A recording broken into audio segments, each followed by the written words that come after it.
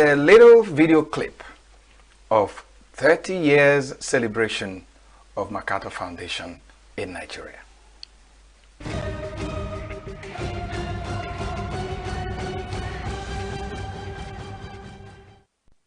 30 years is a long time to dedicate to the service of humanity. It represents a journey marked by commitment, courage, and a steadfast vision to uplift the most vulnerable people.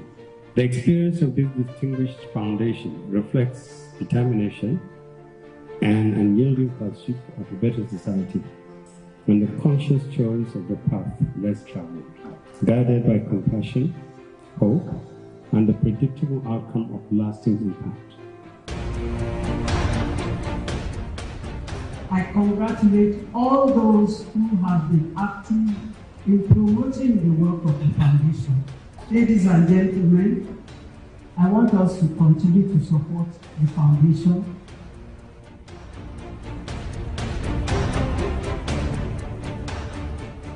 These 3 decades of grant making have spanned many endeavors in partnership with Nigerians. I have spent a quarter of a century at the MacArthur Foundation. It is a rare privilege that I don't take lightly. I thank the foundation for giving me this opportunity to serve humanity.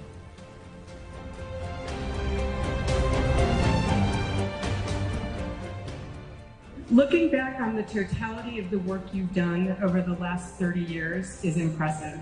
So on behalf of the board of MacArthur Foundation, I really want to thank all of you who have come here. And I know that the work is not finished, we're just starting. Because of all those seeds, all those young girls, all those young women that we saved at birth. Let's not forget the importance of tackling corruption. Let's also recognize the power of good governance, transparency, and accountability. We seem to have come such a long way. Thank you for your enduring faith in people and foundation, and may you continue to be a beacon of justice, vague and a peaceful world.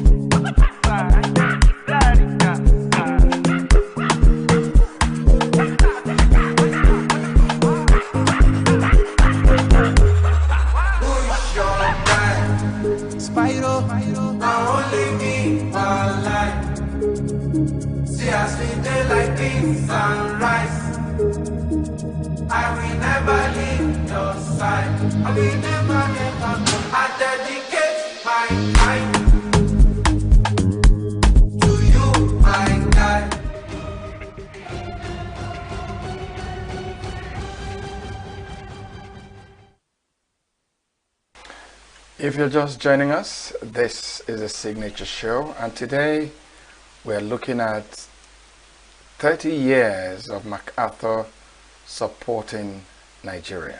Our guest is the Director, African Office of the MacArthur Foundation, Dr. Kule Shetima.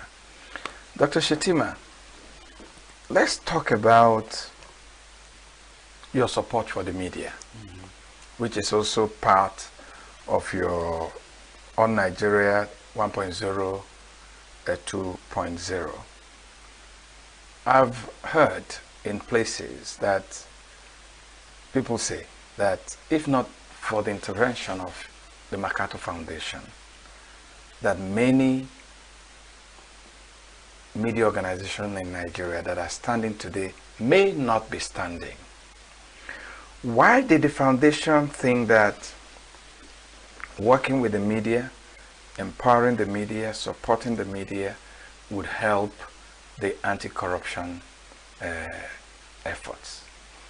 Well, I think, being as you know, our own constitution recognizes the role of the media as the fourth realm, the fourth estate in our constitution. Essentially saying that, you know, the media has a responsibility to hold government officials accountable. And therefore, if you are thinking about accountability and reducing corruption, we think that supported investigative journalism is certainly one of the core areas of work that we should all focus on, because we believe that an independent media is critical and very important, not only for accountability, but also for democracy. So in terms of journalism in the service of democracy, I think that is critical and very important that we support independent media. We also realize, I think that historically that media organizations have always relied upon advertisements as the major primary source of income for them. But as we know, with the innovations and technology that has come on board, we know that many media organizations are really suffering from lack of advertisements. The advertisements have now moved in a different direction, so all these social influencers and others are the ones that are really now getting all the advertisements, and the advertisements is drying up on the part of the regular organizations and other things. And I think that COVID also have really created a major problem whereby, well, if the businesses are not there, obviously they cannot advertise. And therefore, COVID has also have a very major impact in terms of the private sector, and then the lack of advertisement in that sector and how that affects their media institutions as well. So that's why, we talk about the idea of news deserts, whereby there are so many places in our world that are not covered by the media. And so for the foundation, I think that we thought that, well, one of the things that we can do is that how can we support media organizations with some independent or more with independent resources so that they can do the work that they can do. Because we think that there's a correlation between editorial independence and financial independence. And therefore, what we can do is now, can we give additional support to the media houses so that they can have some form of editorial independence? So our job then is not to say that ours is the only source of income that they should have. In fact, one of the things that we have been trying to do is trying to expose the media organizations into multiple income streams. So some of them will come to foundations as one source, others will go to advertisements as another source, others will do a subscription model as a source, others may even develop membership of the media organization as a source. So the whole idea is that they will not rely on one source to be able to operate. So your own editorial independence will also depend on being able to have multiple income, so you do not depend on one institution or one organization. So, and of course, we also know that investigative journalism really costs money, because some of this investigation may take 3 months, weeks. In order to do that, it will involve travels, it may involve new equipment and other things. So it is not part of the normal regular thing. It's not like doing every today headline, and the headlines are almost predictable in terms of what you are really expecting and other things. But it's about real hardcore work that needs to be done in order to do very critical work and other things. So we thought that's why we thought that doing and supporting the independent media in our country is one of the ways in which we can also support the advancement of accountability, advancement of our democracy, and ensuring that accountability journalism is practiced in our society and other things. I think that one example that we can all remember, not very far, not in the long distance past, is the experience of Next 234 as a newspaper, which started with the same kind of hardcore investigations, hardcore editorial stand, but it was dependent primarily on advertisement. And when the businesses saw that this is hardcore investigation they are doing, and government is implicated in many of those investigations, the business just stopped patronizing the newspaper, because they felt that maybe if they do that, they may be seen as anti-government, and therefore they just decided to do that one. So that's why Next 234 collapsed as an entity. And also we can see also situation whereby newspapers are awarding all kinds of awards to Governor of the Year award, local something of this award, this company of the award, and other things. And sometimes I'm sure they do the good things, but many times you find you can be very suspicious as to where is this coming from. This is someone who probably have been in the negative news reporting, and then suddenly this person is being celebrated. But we think that some of these challenges that the media house faces in terms of being ability to sustain itself is probably leading to the kind of coverage and the kind of award that they are giving. And we thought that supporting independent funds and supporting them will help them maybe to be a bit more critical and to take a more independent stand on a number of the issues that is happening in the country. Let's look at MacArthur and the government. You know, you support institutions. Some of them are critical of government. How has MacArthur over these years, you know, walked the thin line between empowering voices that will hold people in government accountable and still have some kind of relationship, cordial relationship with the government? Well, as you said, you know, the foundation's work really, sometimes our grantees do all kind of things, say all kind of things and other things, and you know, there are people who are very upset and very angry about some of the things that we do because they feel it is not the correct thing to do and other things. I think our general approach is not to be, we try to work with our grantees not to be partisan on issues, to be punctual in the work that they do, and not just to do or say things just out of emotions and other things. You must have your data correctly done. You must make sure that there's a fair process of doing things. If, for example, it's a newspaper that's reporting, I think the right thing to do is always to be professional in the work that you do. So if you are reporting on something, I think it's good to also give the other person an opportunity to respond to whatever you are saying, rather than just rushing and then accusing people of all kind of things and other things. So I think that what we try to push for is professionalism in the work that we do with government, with the civil society groups and organizations. And to make the point that I think that our integrity, all of us, are at stake, that we should not use the resources that we have, whether it is in the media or in terms of our organizations or whatever we do, in order to malign people or in order to discredit people, but we should be very fair, objective, non-partisan in the way that we do and other things. And I think we also try to explain to governments that, you know, we really don't tell people, our grantees, what to report and what not to report. I tell people that, look, I have seen reports that are negative about the foundation in the publications that we actually support, but we don't go over them and say that, you know, why are you reporting this or that? No. I think that if there is something that is not factual, that is not database and other things, I think we have the right to draw the attention that, look, what you are reporting is not correct. So I hope government also, officials and others, see that that the role of the media in such a way that they have also a responsibility to society, or the role of civil society is also they have a responsibility to society to do what they are doing. But I think that in doing what they are doing, I think that these organizations must also be conscious of being factual, non-partisan, database, so that we are not just ideologically oriented against government. Or, you know, because I always tell that, look, there are good people in government, there are bad people in government, there are good people in civil society, there are bad civil society. So no one of us has a monopoly of who is bad or who is good. But what is very important for us is that we should be factual in whatever we do.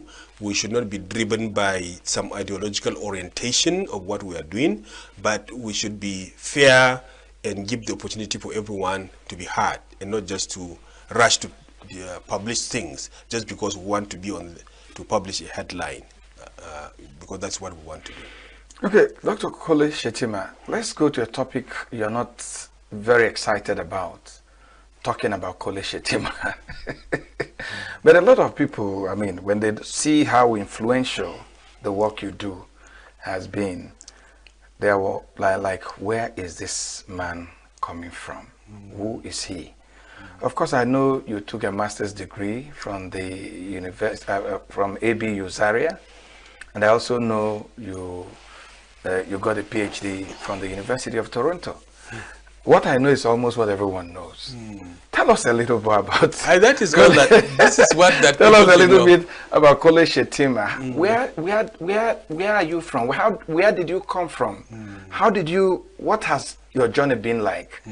That today you can be referred to as a colossus in the development sector.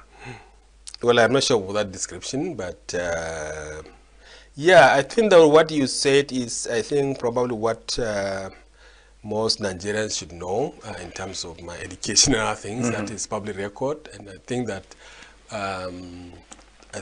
is yeah, because I heard you in the clip we play say that you've given 25 years to the MacArthur Foundation, and I know that before MacArthur Foundation you had been in this industry close to 5-10 or more years. Yes, of course. I also know at one time you were a teacher. Yes, so it would be nice to hear all this from you and now the ones that we don't know. Yeah, even now I'm a teacher. Oh, you still teach? Yeah, I still teach. I still take time to teach. I have many people that I mentor. I actually stopped formal teaching not too long ago. You know, when Boko Haram was horrifying everybody, one of the problems that we had in the universities in the Northeast was that, you know, people were not able to stay and teach.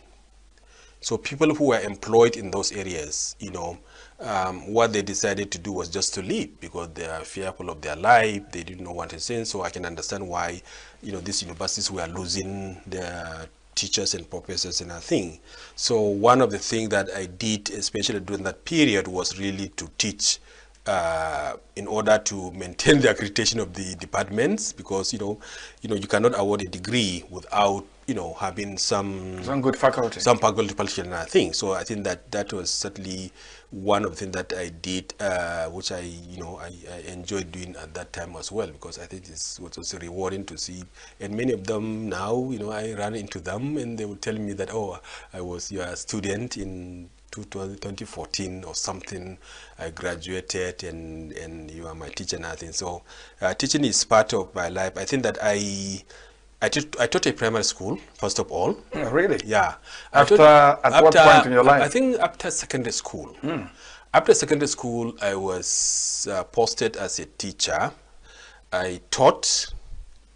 Then after I started teaching, then I became a clerk, a storekeeper actually. I think that was I was a storekeeper in the local government Ministry of Health. I think I was a storekeeper. Then went to the University of Maiduguri, where I did my remedial program. You know, at that time, of course, I didn't make all the grade that I was supposed to make in order to go go to School of Basic Studies or go into this direct entry universities. So the good thing at that time was there were remedial programs. So I went to the remedial program. Managed to pass the remedial program and then went into the undergraduate program. But even when I was doing the undergraduate work, I started also teaching. So at that time, I was teaching adults. So, you know, at that time, you know, farmers will go to farm in the morning. Then there'll be adult education later in the day. Yes, they do adult education in the day. So I was really an adult education teacher at that time. So at that time, as we know, I think we actually had like a real calendar, because we know that you have long vacation, and during the long vacation, what we were doing was just doing that, you know, to go and teach during the rainy season, during holidays and other things, you know. So, and then after finishing the degree at the University of Maiduguri, moved to Jos, went to my National Youth Service. I remember going to the National Youth Service and I was telling my grandmother that, oh, I'm going to Jos for my NYC, and she was crying. Because for her, Jos is like far away. Too far. Because her own wall is probably 100 kilometers of radius. That's all that she knew. You know, so for her, you know, to go to Jos was something that she could never imagine that, you know, I should go there and other things. So she had her own stereotypes about, you know, Jos and the people in Jos, and therefore, you know, you cannot be allowed to go to Jos and other things, you know. So, you know, so I was very happy to go to Jos, and then I taught also at Government Science Secondary School Kuru. At that time, it was a science secondary school, very old, in Plateau State, a very old school, set up, by the missionaries, and it was a very good school. So after that, then I got to be employed as a graduate assistant at the University of Maiduguri. Well, first of all, the Borno State government, I think, hired me to be a teacher. But then at the same time, then the University of Maiduguri also gave me an employment opportunity to go and be a graduate assistant. So I was a graduate assistant at the University of Maiduguri, then went to my master's at the Ahmadu Bello University Zaria, and then I was very lucky and really, really privileged to get a fully paid, fully funded scholarship program at the University of Toronto, where I started teaching, where I went there for my PhD from 1991 to 1997 when I finished my PhD, and then taught at the university, I don't know whether for a year or so, then taught at Ohio University at some point, and then so teaching has been consistent. I've been a consistent teacher myself, and it is part of the life that I have lived, and then it's joyful, very interesting to see how teachers are impacting on the lives of people, and I hope that teachers will get their reward in this world, not wait on heaven, so that they can also enjoy the good life that everyone, I think, deserves. I was at the 30th anniversary celebration of MacArthur Foundation, and it was an array of scholars, practitioners, and people from all walks of life. And everyone had something nice to say about Kole Shetima. So, at least in public. And the way I like to describe it was, on that day you were the tallest man in the room. Everyone had encountered you, and they had something really positive to talk about. And I said, if I have this opportunity, I will ask you, what is the magic? How do you, people that have the kind of influence you have because of your position are likely to have gotten into trouble with a lot of people. But you have been able to manage. So what drives you? What is that silent philosophy that guides what you do? So, number of things I will say on this. I come from a very, very rural place. I joke that, it's only recently that our village came to the map in Nigeria. So we fought the fight that our village should be recognized and should be in the Nigerian map. So we have fought that fight. And so looking at that journey from there, and then ending up as the head of the MacArthur Foundation, but even just do go to even have a first degree was a major accomplishment, and for me and for the people for a boy moving from that village, to go to that one. Because I try to tell people that, look, our secondary school, when we went to secondary school, the first Form 1, your class is a thatch. This thatch houses. Thatch houses. That is your classroom. Okay. Then you move to zinc, Form 2. Then you move to asbestos, Form 3. Then you go to a block. That is when you know that you have arrived. Then you go into that kind of place. That is when you know that you are there. You have now arrived in our things. So you start with you start with a chibalbal. I don't know what is that. This kerosene lamp. Yes. That's where you start with. Then you have a gas lamp, and then eventually when you come to this block, that's when you have electricity. So that is the life that we all I went through. So for me, I think I see my upbringing and see what I am. It's not because I am better than anybody or anything of that one, but the reality of the fact is that I've been opportune to get the grace of God, my community members, my family members, and be where I am. Not because I was the smartest person. Certainly I wasn't the smartest person. You remember I was talking during the celebration that all the people that came to the celebration from my school were prefects. I was never a prefect. You know, you remember that I one, remember the part, yeah. So it's not like I am something that is special, that I have become something, no. But, you know, by the grace of God, by the hard work and other things, and thinking about the fact that I have been given that opportunity to be who I am, and I think that treating other people the same way that I've been treated, I think that's the fairest thing to do. You know, in our first tradition, it says that the best among you is the one who is of most beneficial to others. The best among you is the one who is most beneficial to others. If I say, give me a sentence of what your guiding principle has been, what sentence would that be? I think that I will say I am a human being who treats every other human being as a human being. That's fair enough. Yes. But that makes it so simplistic. Yes. Yes. Yeah. Okay, let me ask you, I mean, besides whatever you are first a Nigerian. What should we do to achieve national unity? Well, I think I will say that we should not preach national unity. Well, let me say that what we should not do. Preaching national unity probably is boring and tiresome. I think that talking about it without acting, I think is boring.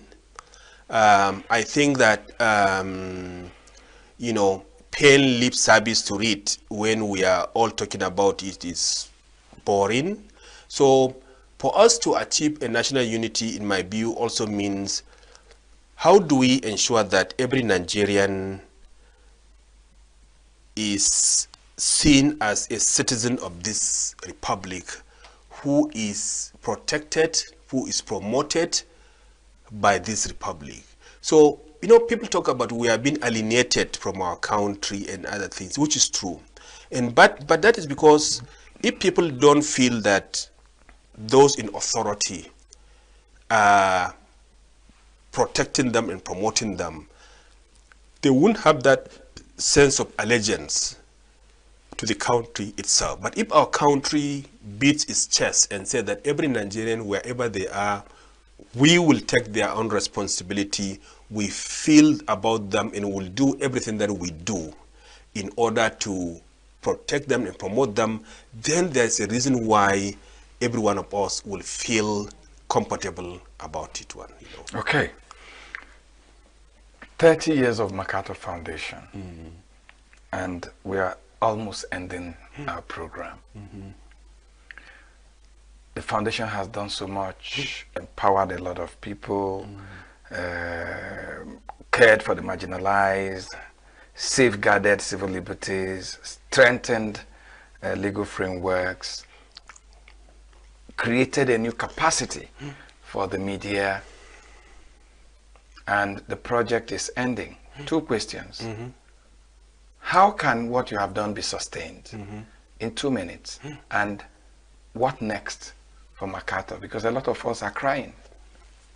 And it's very understandable about what next for many people, because I tried to say that, you know, MacArthur probably is the largest supporter of civil society groups and organizations in Nigeria.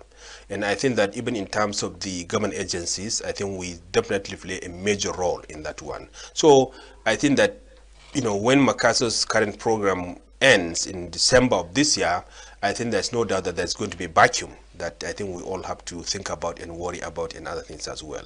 So part of the thing that we have been doing over the years is thinking about sustainability of this work. How can we sustain these institutions and other things? And we have been doing that in different ways. For example, you know, the foundation is one of the very few organizations that gives like 29% of your grant, to anybody to spend it in many, many things. And I'm very happy to say that I've been to so many organizations that have built structures. They have their offices now because of the MacArthur Foundation. They have bought equipment because of the MacArthur Foundation. They have built the skills and knowledge of their staff as a result of MacArthur Foundation. And this is not going to go away. You know, the buildings, they don't have to be worrying about paying rent. The equipment they have purchased, instead of them hiring it, will still be with them. The people that they have trained in others, that knowledge and skills will still be there in other things. So that is one element of I think that the sustainability that is there. But we have also tried to work with our grantees around, or our partners around geographical cohort, and also in terms of the thematic cohort, so that people who are in various cities and countries, they collaborate and work together. Yeah, exactly. And the same thing thematically, they also do together in other things. In terms of what is next, in terms of what we'll say, this is really a decision that is, a decision that will be made by the board of the MacArthur Foundation. The process is that, we start with doing a survey of staff to identify, what are the most important things that we should do, just like last time we did. Then I think the board itself, there was going to be a process of, also for them voting in terms of what they think, but it will also go to the general public in terms of asking the general public to think about what we do and what we don't do and other things. And then I think that, by next year, I think that there will be some announcement about what the program will be. My hope is that whatever we are going to do will not be like, let's go to nuclear science, for example, which means you are leaving everything that you have done before and moving on to something else. So there must be some kind of continuity. Some form of continuity in certain ways might be there. I don't know, but all that depends upon what the board of the foundation says. This sounds really very comforting for a lot of Nigerians, a lot of grantees, a lot of people that have associated themselves with the MacArthur Foundation. I'd like to thank you so much, Dr. Kole Shetima, for coming on the Signature Show, and to say that from what you have said, it doesn't look like we'll start missing you soon. Thank you very much. Thanks for coming on the show. Thank you very much. Thank you. Thank you. Thank you. And that's our program. Our guest has been Dr. Kole Shetima, the Director Africa Office of the MacArthur Foundation. I'm Vin Martin Obiora from Abuja in Nigeria, thanking you for being part of this program.